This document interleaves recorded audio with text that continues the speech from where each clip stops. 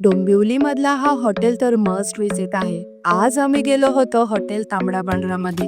पहिले आम्ही ऑर्डर केला पापलेट फ्राय. बाहेरून परफेक्टली क्रिस्पी, आतून सॉफ्ट आणि ज्युसी. मसाला खूप बॅलन्स होता.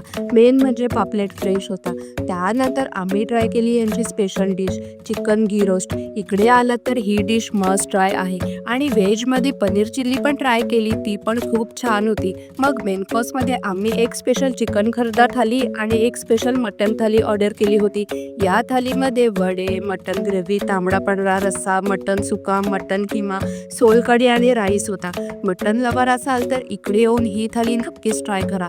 खूपच टेस्टी होती ही थाली. चिकन खरडा थालीची टेस्ट एकदम सुपर्ब होती आणि भाकरीसोबत हा चिकन खरडा एक नंबर लागत होता.